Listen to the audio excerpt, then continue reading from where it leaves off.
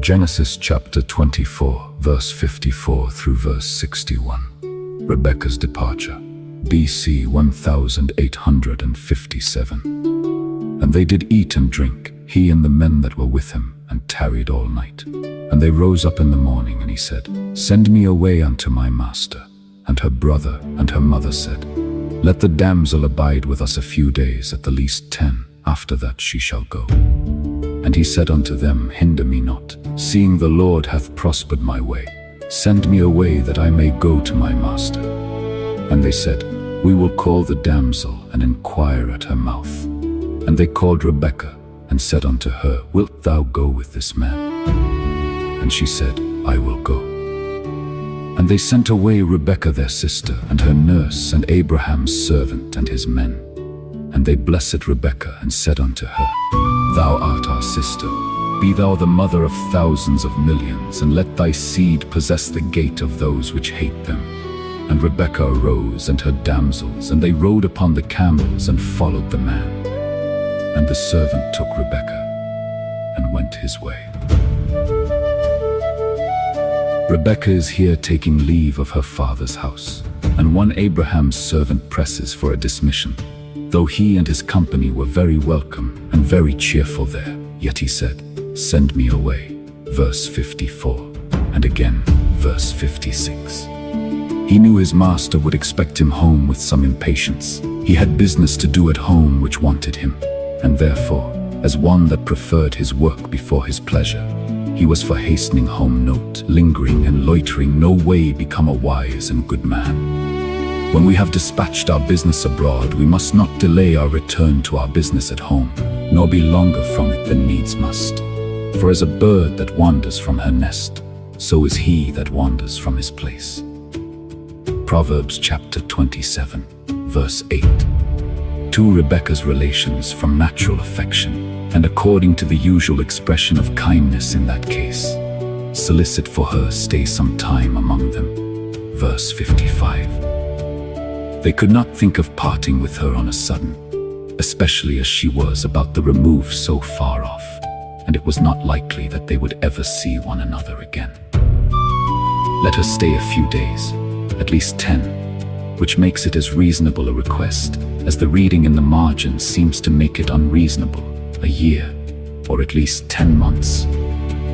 They had consented to the marriage, and yet were loth to part with her note.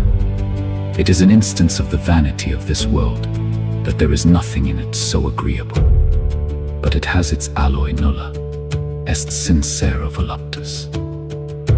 There is no unmingled pleasure. They were pleased that they had matched a daughter of their family so well, and yet, when it came to the last, it was with great reluctance that they sent her away. 3. Rebekah herself determined the matter. To her they appealed, as it was fit they should. Verse 57. Call the damsel, who had retired to her apartment with a modest silence, and inquire at her mouth. Note, as children ought not to marry without their parents' consent, so parents ought not to marry them without their own. Before the matter is resolved on, ask at the damsel's mouth. She is a party principally concerned, and therefore ought to be principally consulted. Rebekah consented, not only to go, but to go immediately. I will go. Verse 58. We may hope that the notice she had taken of the servant's piety and devotion gave her such an idea of the prevalence of religion and godliness in the family.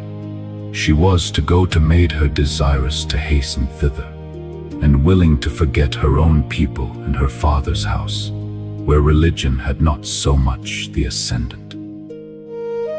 Hereupon she is sent away with Abraham's servant, not, we may suppose, the very next day after, but very quickly. Her friends see that she has a good heart on it, and so they dismiss her. 1. With suitable attendants. Her nurse, verse 59. Her damsels, verse 61. It seems, then, that when she went to the well for water, it was not because she had not servants at command, but because she took a pleasure in works of humble industry. Now that she was going among strangers, it was fit she should take those with her, with whom she was acquainted. Here is nothing said of her portion. Her personal merits were a portion in her. She needed none with her, nor did that ever come into the treaty of marriage. 2. With hearty good wishes, they blessed Rebekah. Verse 60 note. When our relations are entering into a new condition, we ought by prayer to recommend them to the blessing and grace of God. Now that she was going to be a wife, they prayed that she might be a mother, both of a numerous and of a victorious progeny. Perhaps Abraham's servant had told them of the promise God had lately made to his master, which it is likely Abraham acquainted his household with, that God would multiply his seed as the stars of heaven, and that they should possess the gate of their enemies. Chapter 22, verse 17, to which promise they had an eye in this blessing. Be thou the mother of that seed.